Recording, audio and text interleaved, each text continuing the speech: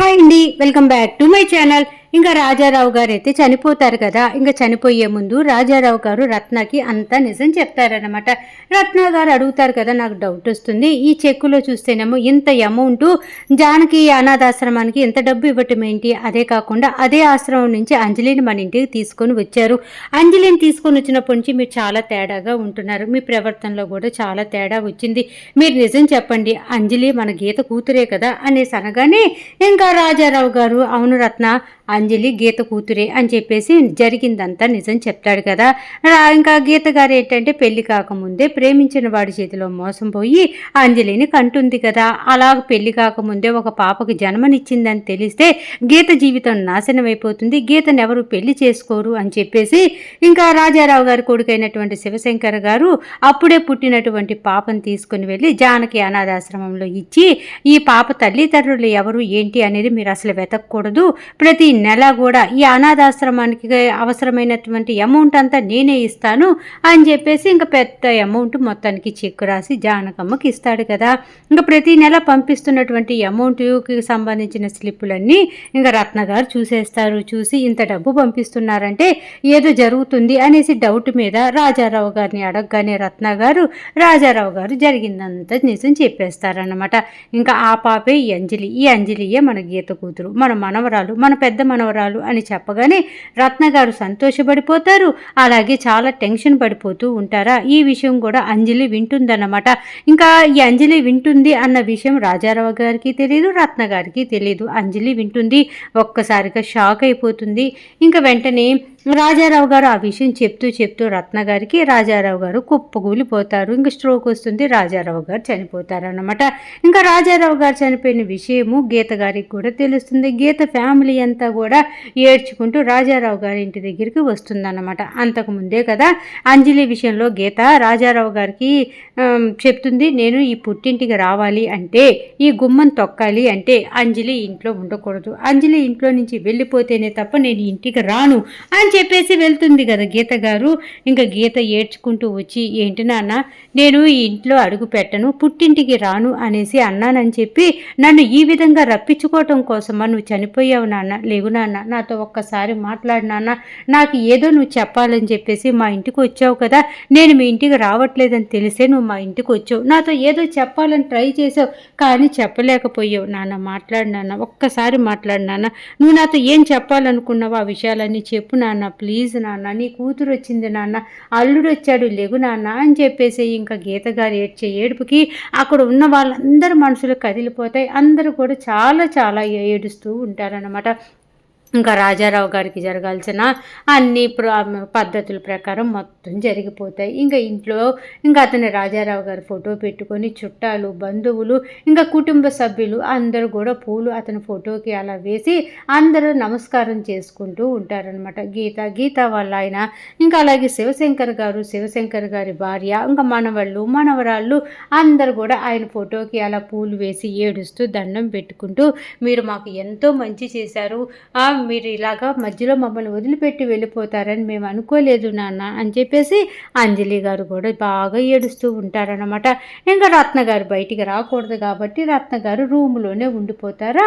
ఇంకా అప్పుడే గీత అంటూ ఉంటుంది, నాన్న నాకు ఇంతటి భవిష్యత్తు ఇచ్చావు, దీని అంతటికీ కారణం నువ్వే కదా, నువ్వు లేకుండా మేమందరం ఎలా బ్రతకాలనుకుంటున్నాం నాన్న అని చెప్పేసి పాపం చాలా చాలా ఏడుస్తూ ఉంటుందా. అంజలి అక్కడ అందరినీ చూస్తూ ఉంటుందన్నమాట. ఇంకా గీత గారు ఇంకా రాజారావు గారి ఫోటో ముందు నిలబడి ఏడుస్తూ ఉంటే అంజలి వాళ్ళమ్మని చూసుకొని, తినే కదా మా అమ్మ, తాతయ్య ఈ నిజం చెప్పి తన ప్రాణాలు వదిలిపెట్టాడు అని చెప్పేసి ఇంకా చాలా బాధపడిపోతూ ఉంటుందన్నమాట. ఇంకా అందరూ రాజారావు గారికి పూలు వేసి అందరూ నమస్కారం పెట్టుకుంటూ ఉంటారు కదా.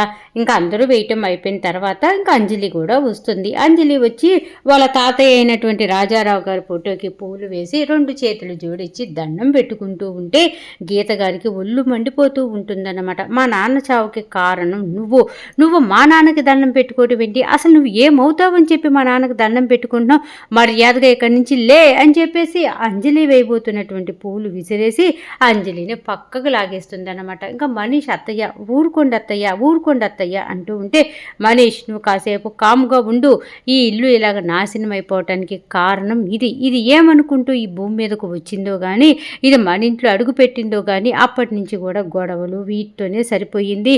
ఈ అంజలి ఎలాంటిది అనుకుంటున్నావు? నా పేరుని చెడగొట్టింది, నా పేరుని పాడు చేసింది. నేను ఎంతో కష్టపడి సంపాదించుకుంటున్నటువంటి నా ఇన్స్టిట్యూట్లన్నిటికీ బ్యాడ్ నేమ్ తీసుకొచ్చింది ఇది కాదా? మనం బురద మీద రాయి వేస్తే బురద మన మీద పడుతుందని మనం దూరంగా వెళ్తాం. కాకపోతే ఇది బురదే వచ్చి మన ఇంట్లోకి వచ్చేసింది. దీన్ని ఎలా కడుక్కోవాలో అలాగే కడుక్కోవాలి. ఇది ఒక నష్టజాతకురాలు. అసలు ఏ విషయమైనా సరే మా నాన్న నాతో 1కి 4 సార్లు చర్చించి మొదట నా దగ్గర నిర్ణయం తీసుకున్న తర్వాతే తను అడిగేసేవాడు. అలాంటిది ఈ అంజలిని ఇంట్లోకి తీసుకొస్తున్నానన్న విషయం నాతో ఒక్కసారి కూడా చెప్పలేదు. అలాగే నా దగ్గర ఏ విషయం దాగినటువంటి నా మేనల్లుడు కూడా అంజలి మన ఇంట్లోనే ఉంటుంది అత్తయ్య అనేసి విషయం చెప్పలేదు. ఇది ఏం మాయ చేసిందో, ఏం మందు పెట్టిందో మా వాళ్ళందరినీ మార్చేసింది. ఇది అడుగు పెట్టిన తర్వాతే కదా మా నాన్నకి నాకు గొడవ అయింది. చిన్నప్పటి నుంచి కూడా మా నాన్న నన్ను ఒక్క మాట అనేవాడు కాదు, మా నాన్నని నేను అనేదాన్ని కాదు. మా నాన్న ఎలా చెప్తే అలా వినేవాళ్ళం. అలాంటిది ఇవాళ రోజున నాన్న ఈ అంజలిని పంపించేసే నాన్న, ఈ అమ్మాయి వల్ల మనకి గొడవలు ఎందుకు అని అంటే, ఈ అమ్మాయి పంపినమ్మ, నేను ఈ అమ్మాయిని మన ఇంట్లోనే ఉంచుకోవాల్సిందే అనేసి నేను వెళ్ళిపోతున్నా సరే చూస్తూ ఉన్నాడే తప్ప ఈ అమ్మాయిని పంపించడానికి ఇష్టపడలేదు నాన్న. అలాగ మార్చేసింది నాన్నను కూడా. ఎంత మంచిగా సంతోషంగా ఉండే ఫ్యామిలీ ఒక్కసారిగా అర్ధాంతరంగా చూసావా, అమ్మమ్మ అని చెప్పేసి మా అమ్మకి ఏదో మందులు ఇస్తూ మా అమ్మ ఆరోగ్యాన్ని కాపాడుకుంటూ మా అమ్మకు సేవలు చేస్తున్నట్టుగా యాక్షన్ చేస్తున్నావు కదా. నిజంగానే మా అమ్మ సంతోషం కోరుకునే దానివైతే మా అమ్మ పసుపు కుంకాలను దూరం చేస్తావా? నీ వల్లే కదా మా అమ్మ పసుపు కుంకాలు దూరం అయినాయి. ఇవాళ రోజున మా అమ్మ అంత బాధపడుతుందంటే కారణం నువ్వే కదా. ఇవన్నీ గుర్తు చేసుకొని మా నాన్న మనస్తాపనకి గురయ్యి మా నాన్న చనిపోయాడు కదా. మా నాన్న చనిపోయే ముందు కూడా నా దగ్గరికి వచ్చాడు, నాతో ఏదో చెప్పాలనుకున్నాడు, కానీ మా నాన్న నాతో చెప్పలేకపోయాడు. ఇదంతా కారణం నువ్వే. మా నాన్న నీ వల్లే చనిపోయాడు. మా నాన్న చావుకి కారణం నువ్వే. మా నాన్న చనిపోవటానికి బాధ్యురాలివి నువ్వే. నువ్వు ఇంట్లో ఉంటే నేను ఊరుకోను, మర్యాదగా ఇంట్లో నుంచి వెళ్ళిపో అని చెప్పేసి ఇంకా గీత గారు అస్సలు అంజలిని ఒప్పుకోరన్నమాట. అప్పటికి కూడా బాలచంద్ర గారు అంటూ ఉంటారు, గీతు కంట్రోల్ యువర్ సెల్ఫ్ అంటూ ఉంటే, మీరు మాట్లాడమాకండి, ఇప్పుడు నేను మాట్లాడాల్సిన టైం, నా కడుపులో ఉన్న బాధ బయటికి చెప్పాల్సిన టైం అని చెప్పేసి ఇంకా గీత గారు అంజలి మీద ఎగురుతూ ఉంటే, అంజలి గారు చెప్తారు కదా అంజలికి వాళ్ళ తాతయ్య చెప్తాడు కదా, అమ్మ ఇన్ని రోజులు కూడా నీ దగ్గర చెప్పకుండా దాసిన విషయం ఏమిటి అంటే, గీతే మీ అమ్మమ్మ అని చెప్పేసి చెప్పి చనిపోతారు కదా, ఆ విషయము తలుచుకుంటుందనమాట. అమ్మే నన్ను ఇలా అంటుందా, అమ్మ నన్ను ఇలాగా ఫస్ట్ చిన్నప్పుడే నన్ను బయటకు వదిలేశారు, ఇప్పుడు కూడా నన్ను వదిలేస్తున్నారా, ఇంక నేను ఇప్పుడు ఏం మాట్లాడాలి అన్నట్టుగా తను చాలా బాధపడిపోతూ, అలా మాట్లాడమాకండమ్మా అని చెప్పేసి పాపం నోరు విప్పుతుందనమాట. గీత ఒకటే అంటుంది, ఇది మా ఇల్లు, మా నాన్న ఇల్లు, మాకు హక్కు ఉంటుంది, నువ్వు ఇక్కడ ఉండాలా లేదా అని తేల్చాల్సింది నేను, కాబట్టి నువ్వు ఇక్కడ ఉంటే నేను అసలు ఒప్పుకోను, నువ్వు మర్యాదగా మా ఇల్లు దాటు, నువ్వు ఏమంటూ మా ఇంటికి వచ్చేదావో అంత అరిష్టం పట్టుకుంది, నువ్వు మర్యాదగా మా ఇల్లు దాటు అని చెప్పేసి ఒకటే మాట్లాడుతుంది తప్ప అస్సలు గీత గారు అంజలి చెప్పింది మటుకు ఏమీ వినదు. ఏంటే ఇంతసేపు నీకు చెప్తుంటే అసలు నీకు నాటకాలుగా ఉందా, నువ్వు ఇంట్లో నుంచి వెళ్ళవా, మర్యాదగా వెళ్ళు, గెట్ లాస్ట్ అని చెప్పేసి పాపం అంజలిని రెక్కబట్టుకుని బయటికి లాక్కు వెళ్ళబోతూ ఉంటే ఇంకా అప్పుడే శివశంకర్ గారి భార్య కూడా అంటుందన్నమాట, ఏంటే మా గీత వెళ్ళిపో అంటూ ఉంటే నువ్వు వెళ్లకుండా ఉన్నావేంటి, మా ఆటపడుచు మాటే మా ఇంటికి శాసనం, తను ఏం చేయాలనుకుంటున్నా అది కరెక్టే, తను ఏం చెప్పాలనుకుంటున్నా కూడా అది కరెక్టే, తన మాటను మేము ఎవరూ జమదాటం, నువ్వు ఇంట్లో ఉండటానికి తనకు నచ్చట్లేదు, కాబట్టి దయచేసి నువ్వు వెళ్ళిపో, ఇంకా గొడవలు వద్దు ఏమొద్దు, ఆల్రెడీ మా మామయ్యని పోగొట్టుకొని మేమందరం చాలా బాధపడుతున్నాం అని చెప్పేసి ఆవిడ కూడా ఈవిడికి వంతు పాడుతూ ఉంటుందన్నమాట. అప్పుడే మనీష్ అంటూ ఉంటాడు, అత్తయ్య ఒక్కసారి ఆలోచించండి అత్తయ్య, ఆడపిల్ల ఎక్కడికి వెళ్ళిపోతుంది, తను ఎక్కడ ఉంటుంది, తాతయ్య తీసుకొని వచ్చాడు కదా, తాతయ్య లేడని చెప్పేసి తనని ఇప్పుడు అలా పంపించడం చాలా తప్పు కదా అని చెప్పేసి మనీష్ కూడా అంటూ ఉంటాడనమాట. ఇంకా అంజలి ఒకటే ఏడుస్తూ ఉంటుంది గీత గారి మాటలకి. ఇంకా అప్పుడే అంజలితోటి గీత అంటూ ఉంటుంది, వద్దు, ఇలాంటి దురదృష్టపురాలు ఇంట్లో ఉంటే మన ఫ్యామిలీకి ఏదైనా జరగచ్చు, ఎంత సంతోషంగా ఉండే ఫ్యామిలీ ఒక్కసారిగా నాన్నను పోగొట్టుకొని ఇల్లంతా చీకటమయమైపోయింది. ఆ రూమ్లో అమ్మ ఏడ్చే ఏడుపుకి ఎవరు జవాబు చెప్తారు? ఇది చెప్పిద్దా? ఎవరు చెప్తారు చెప్పు? మా నాన్న ఆత్మకి శాంతే ఉండదు నువ్వు కానీ ఇంట్లో ఉంటే. కాబట్టి నువ్వు ఇక్కడి నుంచి వెళ్ళిపో అసలు అని అంటూ ఉంటే అంజలి మనసులో అనుకుంటూ ఉంటుంది, మా అమ్మవు నువ్వే కదమ్మా, నిన్ను వదిలిపెట్టి నేను ఎక్కడికి వెళ్తాను, నేను అసలు ఇప్పుడు ఎక్కడికి వెళ్ళగలను అని చెప్పేసి అంజలి పాపం తెగ ఏడుస్తూ ఉంటుందన్నమాట. అక్కడ ఉన్న వాళ్ళందరూ కూడా అంజలి గురించి చూస్తూ గీతకే సపోర్ట్ పలుకుతూ ఉంటాడు ఒక్క మనిషి తప్ప. ఇంకెక్కడ ఇలా జరుగుతూ ఉంటే గీత గారు మటుకు అస్సలు ఒప్పుకోరు. అంజలిని తీసుకొని బ్లాక్కొని వెళ్ళిపోతూ ఉంటారు రెక్క పట్టుకొని. అప్పటికి అంజలి అంటుంది, అమ్మగారు నేను చెప్పేది వినండి అమ్మగారు అంటూ ఉంటే, నువ్వు చెప్పేది ఏంటి, నేను వినేదేంటి, అసలు వినేదే లేదు పద అని చెప్పేసి రెక్క పట్టుకొని గబగబా లాక్కొని తీసుకొని వెళ్ళిపోతూ ఉంటుంది. ఇంకా మనీషు అలాగే గీత గారి పిల్లలు అందరూ కూడా అమ్మ ఒక్కసారి వినమ్మా, మేము చెప్పేది వినమ్మా అని చెప్పేసి గీత గారి పిల్లలు అంటూ ఉంటారు. మనీష్ కూడా అత్తయ్య ఒక్కసారి ఆలోచించండి అత్తయ్య అంటూ ఉంటే అస్సలు గీత గారు వినరనమాట. అంజలిని రెక్కబట్టుకొని లాగి బయటికి పడేసి, ఈ గుమ్మంలో ఎప్పుడైనా అడుగు పెట్టావంటే నీకు మర్యాదగా ఉండదు, ఈ గుమ్మంలోకి రావటానికి నువ్వు అర్హురాలివే కాదు, ఈ ఇంటి వైపు కన్నెత్తి కూడా చూడొద్దు, ఈ రోజుతోటి ఈ ఇంటికి నీకు ఉన్న సంబంధం తెగిపోయింది, ఇంకెక్కడి నుంచి వెళ్ళిపో అని చెప్పి అంజలిని బయటికి నెట్టేసి గీత గారు ఆ ఇంటికి ఉన్నటువంటి భారీ గేటు వేసి పడేస్తారనమాట. ఇంకా గీత గారితో పాటు గీత వాళ్ళ పిల్లలు, వాళ్ళ ఆయన, మనీషు, శివశంకర్ గారి భార్య అందరూ ఉంటారు. వాళ్ళెవరూ అలాగే చూస్తూ ఉండిపోతారే తప్ప గీత గారికి ఎదురు చెప్పే సాహసం అయితే చేయరన్నమాట. అప్పటికే మనీష్ అంటూ ఉంటాడు, అత్తయ్య నేను చెప్పే మాట ఒక్కటి వినండి అత్తయ్య అనేసి అనగానే, చెప్పాను కదా నువ్వేం నాకు చెప్పొద్దు అని, నువ్వు నాకు చెప్పొద్దు నేను వినను అనేసి గట్టిగా జవాబు చెప్పేస్తుంది. ఇంకా గీత గారు గేటు పడేసి లోపలికి వెళ్ళిపోతారు అందరినీ తీసుకొని. కానీ మనీష్ ఒక్కడే అక్కడ నిలబడి ఏడుస్తున్నటువంటి అంజలిని చూస్తూ ఉంటాడు. అంజలి గుక్కబట్టి పాపం వెక్కిలి పెట్టి ఏడుస్తూ ఆ ఇంటి వైపు చూస్తూ, తాతయ్య చూసావా ఈరోజు నా పరిస్థితి ఎలా అయిపోయిందో అని చెప్పేసి అంజలి ఏడుస్తూ ఉంటుందా. పాపం మనీష్ అటువైపు గేట్ నుంచి చూస్తే బయట నుంచి అంజలి మనీష్ వైపు చూస్తూ ఉంటుంది. ఇంకా గట్టిగా ఏడ్చుకుంటూ అంజలి అక్కడి నుంచి ఇల్లు వదిలిపెట్టి వెళ్ళిపోతుందన్నమాట. ఇంకెక్కడ ఇలా జరుగుతుంది, ఎవరిళ్ళకు వాళ్ళు వెళ్ళిపోతారు. తెల్లారిపోతుంది.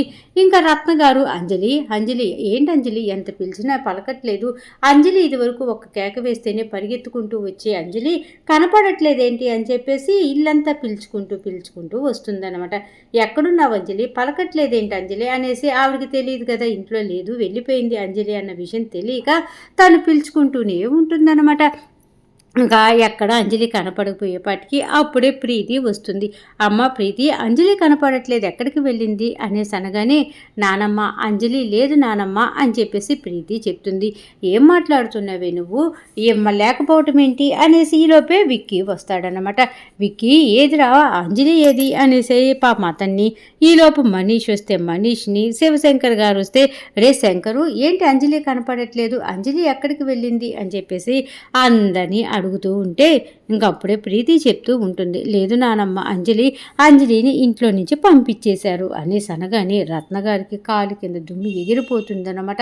ఇదేంటి అంజలిని పంపించేయటం ఏంటి, అంజలి ఇంటి మనవరాలు కదా అనేసి మనసులో అనుకొని ఎవరు పంపించేశారు, అంజలిని ఇంట్లో నుంచి పంపించింది ఎవరు అనేసి గట్టిగా అడుగుతూ ఉంటే ఆ గీతత్తయ్య అంజలిని పట్టుకొని బయటికి గెంటేసి గేటు వేసేసింది నానమ్మ అనేసి ప్రీతి చెప్తుందన్నమాట. అయ్యో ఎంత తప్పు పని చేశారే, ఈ ఇంటి మనవరాల్ని రెక్కబట్టుకుని బయటికి ఇడ్చేస్తారా, మీకు మనసు ఎలా ఒప్పిందే అని చెప్పేసి రత్న గారు గట్టిగా అరుస్తూ ఉంటే శంకర్ గారు అంటూ ఉంటారు, అంజలి ఈ ఇంటి మనవరాలేంటమ్మా, నువ్వేం మాట్లాడుతున్నావు, అంజలిని నాన్న నీ కోసం పనికి తీసుకొని వచ్చాడు, నీకు ఆరోగ్యం బాగోలేదు కదా, నీకు సేవలు చేస్తుందని తీసుకొని వచ్చాడు, ఇంటి మనవరాలు కాదమ్మా, నీకు మైండ్ పోయినట్టుంది నాన్నగారు లేకపోయేపాటికి అనగానే, నోరు మీరా శంకర్, మీరు ఇదివరకు చేసినటువంటి ఆ కుట్రలు తప్పులకి బాధ్యురాలే అని చెప్పేసి ఇంకా ఏదో చెప్పబోతూ ఉంటారు. ఈరోజు సీరియల్ ఎపిసోడ్ అయిపోయింది. ఇంకా రత్నగారు ఏం చెప్పబోతున్నారు, ఇంట్లో వాళ్ళందరికీ కూడా అంజలి గారి గురించి నిజం చెప్పబోతున్నారా, ఇదంతా తెలియాలి అంటే